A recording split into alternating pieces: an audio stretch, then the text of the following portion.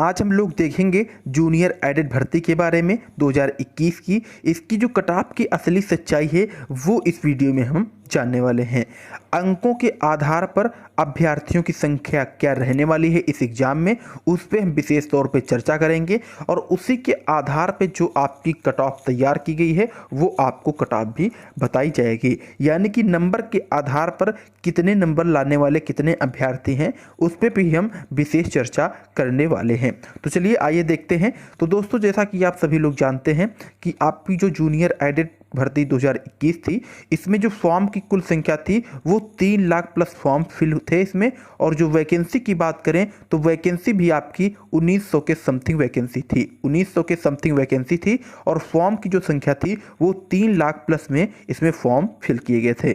उसी हिसाब से जो ये आपका डाटा है वो तैयार किया गया है। एक एक डाटा पे विशेष रूप से बात करेंगे, उसी के बाद आपको कट ऑफ बताई जाएगी ताकि आपको लग सके कि हाँ वाकई में कट ऑफ इतनी ही जाने वाली है। तो चलिए दोस्तों बात करते हैं। तो पहले हम देखते हैं कि 120 प्लस लाने वाले कितने अभ्यर्थी रहे हैं। 3 लाख प्लस अभ्यर्थियों में से 120 का स्कोर करने वाले कितने अभ्यर्थी रहे हैं। तो ये रहे हैं मात्र 150 से लेकर के 200 के बीच में।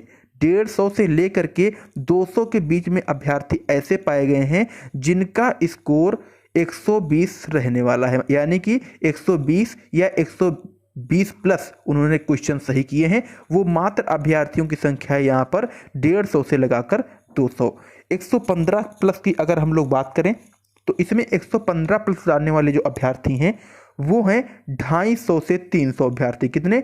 250 से 300 अभ्यर्थी इसमें इतने ऐसे पाए गए हैं जिनका स्कोर 115 बन रहा है। यानी कि 115 प्लस में है अभ्यर्थी जिनका स्कोर 250 से लगाकर 250 अभ्यर्थी से लगा करके 300 अभ्यर्थी ऐसे पाए गए हैं जिनका स्कोर 115 प्लस में बन रहा है। 110 प्लस का स्कोर करने वाले अभ्यर्थियों की संख्या की बात करें तो इनकी जो संख्या निकल के आई है वो आई है 350 से लगाकर 400। 350 से लगाकर 400 अभ्यर्थी पाए गए हैं जो 110 प्लस का स्कोर सही करने वाले अभ्यर्थी हैं। यानी कि मैक्सिमम 400 अभ्यर्थी ऐसे हैं जो 110 का स्कोर करने वाले हैं। यानी कि 110 प्लस क्वेश्चंस उनके सही पाए गए हैं।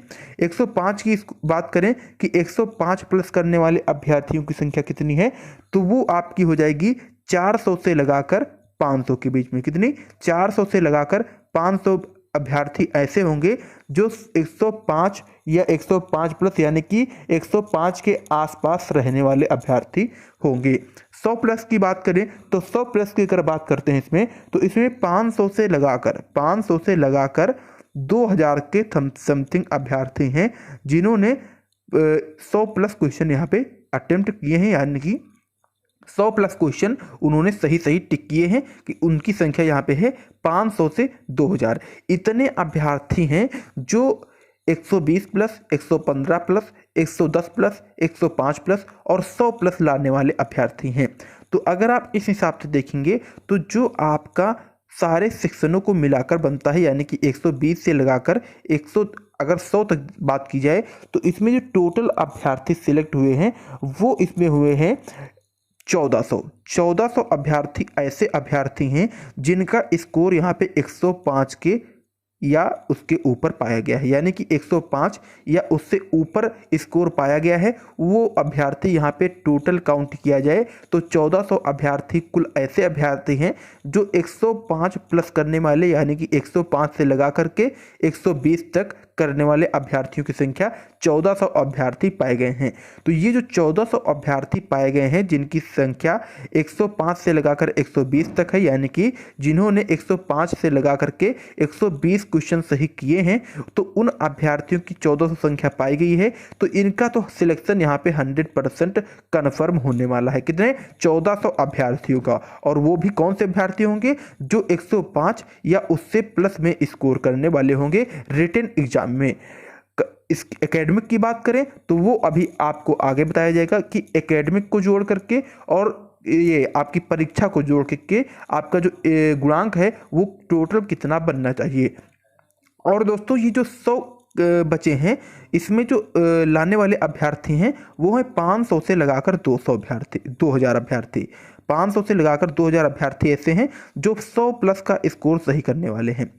तो दोस्तों इसमें से भी कुछ अभ्यर्थी सिलेक्ट होंगे, क्योंकि भाई आपके यहाँ पे 1400 पद फिल हुए हैं और टोटल वैकेंसी आपकी है 1900। तो जो शेष अभ्यर्थी सिलेक्ट होंगे वो इसी में सिलेक्ट होंगे। अब इसमें सिलेक्ट कौन से होंगे? वही सिलेक्ट होंगे जिनका एकेडमिक अच्छा बन रहा होगा, वही अभ्यर्थी यहाँ पे सिलेक्ट होने वाले हैं शेष बची हुई पोस्टों पे। तो दोस्तों अब आइए बात करते हैं कि जो इसकी एकेडमिक रहने वाली है वो कितनी रहने वाली है और बीएड बीटीसी का टोटल स्कोर कितना होना चाहिए कि आपका एवरेज में टोटल गुणांक बने और आपको नियुक्ति पत्र मिल जाए। तो दोस्तों अगर बीटीसी की बात करें तो इसमें एग्जाम में जो अभ्यर्थियों के टोटल एवरेज बन रहे हैं वो 41 गुणांक बन रहा है। कितना? 41 गुणांक बन रहा है बीटीसी अभ्यर्थियों का। और इनके एकेडमिक की बात करें तो एकेडमिक इनका यहाँ पे एवरेज में 29 देखने को मिल रहा है, यानी कि टोटल की बात करें तो ये आपका 70 तक पहुँच जाता है। अगर टोटल गुणांक की हम लोग बात करें तो 70 गुणांक यहाँ पे बीटीसी अभ्यर्थियों का पहुंच रहा है। और अगर यहीं पे बात की जाए बीएड अभ्यर्थियों की तो बीएड अभ्यर्थियों की जो एग्जाम में नंबर पाए गए हैं वो 44 गुणांक पाए गए हैं। एवरेज अभ्यर्थियों की बात कर रहे हैं हम, एवरेज अभ्यर्थियों को देखा जाए तो 44 गुणांक पाया जा रहा है एग्जाम में। और वहीं एकेडमिक की बात की जाए तो एकेडमिक इनका यहाँ पे कम देखने को मिल रहा है। इनका जो एकेडमिक देखने को मिल रहा है वो 26 यानी कि 26 देखने को मिल रहा है। और अगर आप इन दोनों को काउंट करेंगे तो कहीं ना कहीं ये भी 70 के आसपास ही बन रहे हैं। 70 ये भी बन रहे हैं और 70 ये भी बन रहे हैं, यानी कि कहीं ना कहीं पे बीटीसी और बीएड वाले जो अभ्यर्थी हैं वो इक्वल हो चुके हैं, बराबर हो चुके हैं। तो यानी कि अब योग्यता यानी कि उनके गुणांक के आधार पर इनको सिलेक्शन मिलने वाला है, क्योंकि बीटीसी अभ्यर्थियों ने एकेडमिक में तो अच्छे नंबर पाए लेकिन एग्जाम में थोड़ा उनका स्कोर गड़बड़ देखने को मिला है। और यहीं पे बीएड के अभ्यर्थियों का एग्जाम में अच्छा स्कोर मिला है और बीटीसी एकेडमिक में इनका स्कोर थोड़ा गड़बड़ देखने को मिला है। तो कुल मिलाकर दोनों एवरेज में आ जाते हैं। तो अब इसी आधार पे हम आपको जो सेफ कट ऑफ है, रिजल्ट की जो सेफ कट ऑफ है वो क्या रहने वाली है उसको हम इस वीडियो में बताएंगे कैटेगरी वाइज, यानी कि जनरल, ओबीसी, एससी प्रत्येक कैटेगरी की कट ऑफ आपको इस वीडियो में बताने वाले हैं। तो दोस्तों अगर जनरल कैटेगरी की बात की जाए कि कितने गुणांक वाले अभ्यर्थी जनरल कैटेगरी में सिलेक्ट होने वाले हैं, तो दोस्तों 70 गुणांक वाले जो अभ्यर्थी हैं वो जनरल कैटेगरी में अपने आप को बिल्कुल सेफ मान के चल सकते हैं। अगर आपका गुणांक 70 बन रहा है तो आपका सिलेक्शन यहाँ पे 100% कन्फर्म होने वाला है, क्योंकि अगर 69,000 शिक्षक भर्ती की बात की जाए तो उसमें जो जनरल का सिलेक्शन हुआ था वो 66 पे हुआ था, यानी कि 66 गुणांक पे जनरल अभ्यर्थियों का सिलेक्शन हुआ था।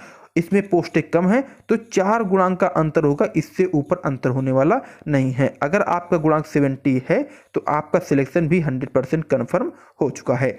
ईडब्ल्यूएस की बात करें अगर तो ईडब्ल्यूएस वाले अभ्यर्थियों की यहाँ पे 69 होने चाहिए। अगर आपके 69 यहाँ पे स्कोर आपका बन रहा है तो आप ही 100% सिलेक्ट होने वाले हैं। ओबीसी अभ्यर्थियों की बात करें तो 68.5 पे ओबीसी अभ्यर्थियों का भी यहाँ पे सिलेक्शन होने वाला है। किसका? ओबीसी अभ्यर्थियों का भी यहाँ पे 68.5 गुणांक पे सिलेक्ट होने वाले हैं। अगर आपका गुणांक इतना बन रहा है तो आपको बिल्कुल भी परेशान होने की जरूरत नहीं है, आपका जो सिलेक्शन है वो यहाँ पे 100% कन्फर्म होने वाला है।